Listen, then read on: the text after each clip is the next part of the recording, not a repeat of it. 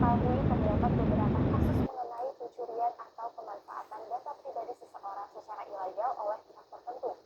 Hal ini karena adanya rekam jejak digital baik di media sosial maupun di platform lainnya. Yang ingin saya tanyakan adalah bagaimana cara efektif untuk menghindari pencurian dan pemanfaatan data pribadi kita yang nantinya mungkin saja dapat digunakan untuk hal-hal yang dapat merugikan kita di kemudian hari. Lantas, bagaimana kita memilah dan memilih link dan aplikasi, misalnya aplikasi pembelajaran yang aman dan terjamin untuk data kita.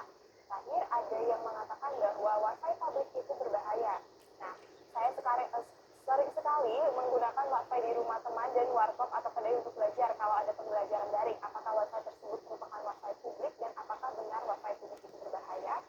Sekian pertanyaannya, Ibu Astri. Apakah sudah jelas? Siap. Wah, oke, tentang digital safety ya. Sip, sip, sip, sip. Kak Hadijah ini mengikuti ini ya, perkembangan. Mohon izin untuk apa ya, untuk bisa menjawab. Nah, mungkin yang dimaksud sama Kak Hadijah itu scamming atau phishing ya. Phishing itu berasal dari kata bahasa Inggris memancing gitu ya, atau memancing atau mengiming-imingi calon korban dengan sesuatu yang menggiurkan. Jadi teman-teman, Kak Hadijah kalau misalkan pernah dapat email, WA atau SMS, selamat Anda mendapatkan hadiah 100 juta rupiah, informasi lebih lanjut silahkan klik tautan di bawah ini.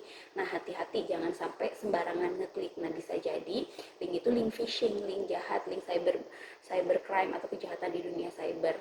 Kalau kita klik bisa jadi data-data pribadi yang ada di perangkat kita at least handphone gitu bisa dicuri, diambil sama mereka gitu ya.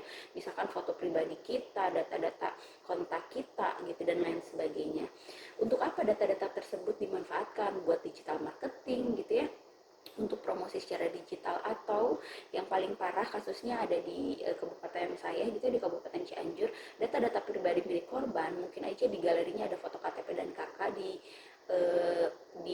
bukan dijual ya, diajukan untuk pinjaman online. Jadi tiba-tiba kita ditelepon gitu ya, dimintain cicilan tertentu, padahal kan kita secara pribadi nggak pernah pinjam gitu. Itu yang pertama.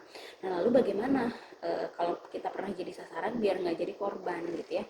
Biar nggak jadi korban, caranya dengan apa? Ya, dengan mengamankan perangkat digital kita. Yang pertama, bikin password yang kuat gitu ya.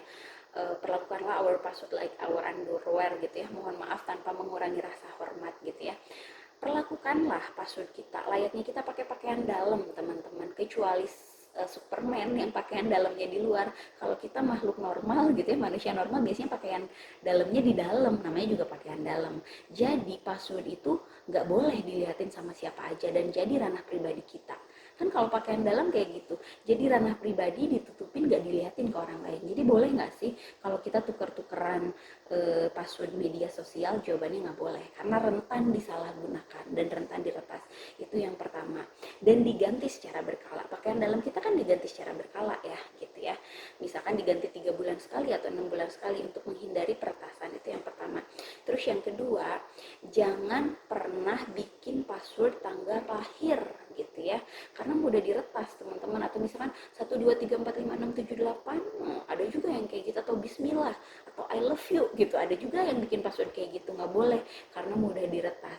Lalu gimana caranya biar kita aman? Biar kita aman caranya adalah dengan cara bikin password minimal 8 digit, gabungan huruf besar, kecil, dan karakter, misalkan @ atau underscore atau tagar gitu, tanda pagar.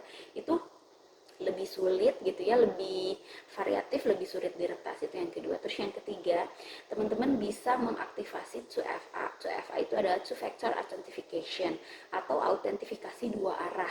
Teman-teman tinggal searching aja, tutorialnya gampang banget gitu ya, di YouTube atau di Google gitu ya, cara mengaktifasi autentifikasi dua arah. Nah, itu di Facebook bisa diaktifasi, di Google bisa diaktifasi, di WhatsApp pun bisa diaktifasi. Nah, ini fungsinya buat apa? Jadi gini, teman-teman, misalkan kita biasa buka WhatsApp di handphone Samsung. Nah, suatu hari ada nih perangkat asing, misalkan iPhone gitu ya, mencoba mengakses akun milik kita gitu ya. Nah, si sistem 2FA ini bakalan ngasih notifikasi ke email kita, Asri itu kamu bukan, ada perangkat asing yang coba ngakses akun milik kamu. Kalau kamu akan dikasih akses, kalau kamu nggak akan dikasih akses. Sekeren itu teman-teman. Atau teman-teman bisa aktivasi biometrik. Biometrik itu yang ada di handphone teman-teman masing-masing, misalkan fingerprint, sidik jari, itu keren banget. Jadi cuma kita doang yang bisa akses handphone kita. atau Face ID gitu ya.